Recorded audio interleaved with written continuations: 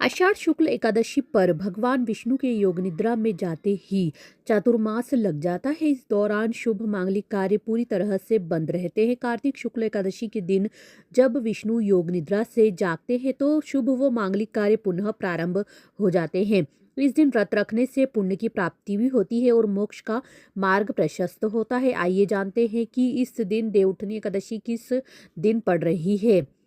इस साल कार्तिक शुक्ल एकादशी तिथि 1 नवंबर को सुबह 9:11 पर शुरू होगी और इसका समापन 2 नवंबर को सुबह 7:31 पर होगा। ऐसे में उदया तिथि को ध्यान में रखते हुए देवउठनी एकादशी 1 नवंबर को ही मान्य है। इस व्रत में निर्जला उपवास या केवल जल और फल ग्रहण किया जाता है। वृद्धजन या अस्वस्थ व्यक्ति फलाहार भी यह व्रत कर सकते हैं। यदि यह भी संभव न हो तो इस दिन कम से कम चावल और नमक का सेवन नहीं करना चाहिए। तामसिक भोजन से भी परहेज करना चाहिए। आपको बता दें इसकी पूजन विधि। देवउठनी एकादशी के दिन सबसे पहले गन्नों से मंडप तैयार किया जाता है। चौक बनाकर उसके बीच भगवान विष्णु की प्रतिमा या चित्र को स्थापित करना चाहिए। विष्णु जी के चरण चिन्ह भी बनाए जाते हैं और उन्हें ढककर रखा जाता है। इस दिन भगवान को गन्ना, सिंघाड़ा, फल और मिठाई अर्पित की जाती है।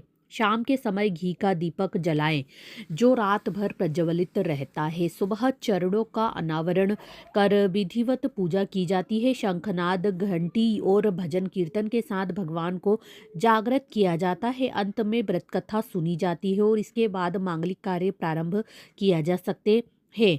आपको बता दें इस दिन क्या करना चाहिए क्या नहीं। इस दिन तुलसी दल नहीं तोड़ना चाहिए। तुलसी पर लाल चुनरी चढ़ाएं और उसके पास दीप प्रज्वलित करें।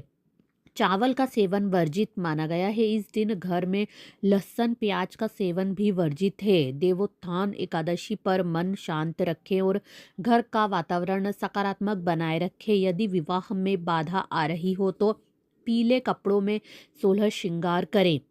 देवउठनी एकादशी के बाद द्वादशी तिथि पर शालिग्राम और तुलसी का प्रतीकात्मक विवाह भी कराया जाता है। मान्यता ये है कि इस दिन भगवान विष्णु 4 महीने की योग निद्रा से जागते हैं, इसलिए इसे देवउठनी या प्रबोधिनी एकादशी भी कहते हैं।